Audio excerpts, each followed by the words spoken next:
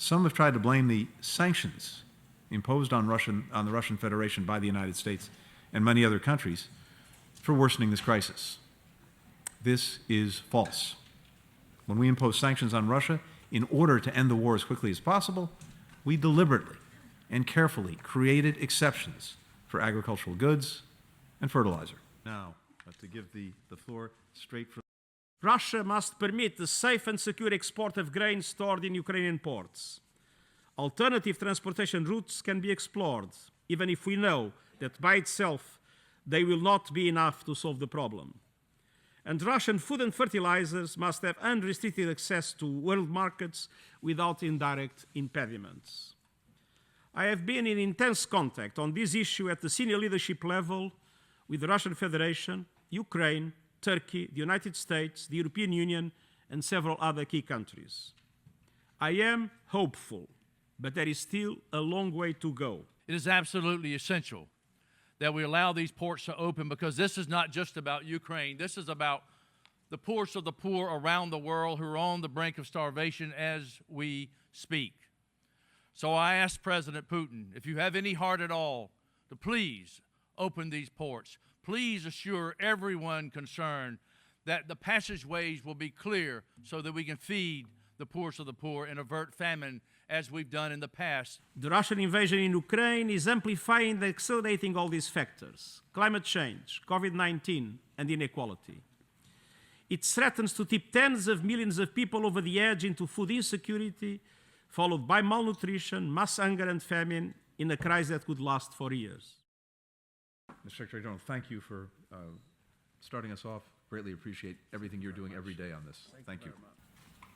Governments and international organizations can also come together to compel the Russian Federation to create corridors so that food and other vital supplies can safely leave Ukraine by land or by sea.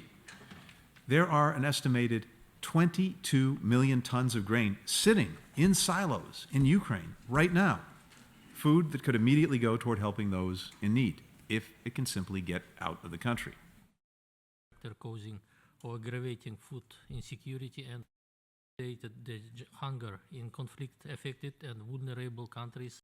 We need countries to step up with substantial new contributions to fill the gaps faced by humanitarian organizations and agencies that are battling food insecurity, which are forcing humanitarian groups to make incredibly wrenching decisions about when and where to cut life-saving assistance. The cost of doing business for vital organizations like the World Food Program, the Food and Agriculture Organization, UNICEF and others, the cost of doing business is going up. We have to help them continue to do their business. In particular, as well, countries with significant grain and fertilizer reserves, as well as those with financial resources, need to step up and do it fast. The United States has announced more than $2.3 billion in new funding for emergency food assistance to meet global humanitarian needs since Russia's invasion of Ukraine. Today, given the urgency of the crisis, we're announcing another $215 million in new emergency food assistance. And we'll do much more. We expect our Congress very soon to approve approximately $5.5 billion in additional funding for humanitarian assistance and food security. Initiative. Dear friends, dear colleagues, the world is facing hunger.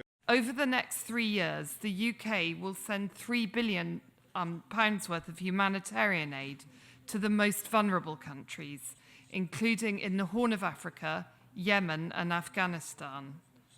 And the World Bank must deliver the promised $170 billion over the next 15 months. We particularly think of small island developing states who are so reliant on imports. We will continue to use British investment partnerships around the world to encourage the universal resilience of global food production. The need is urgent. We must act coherently and together, and as they sing in the Ukrainian national anthem, before the dew dies in the sunshine. And we need to ensure that the way we produce food remains sustainable in every sense.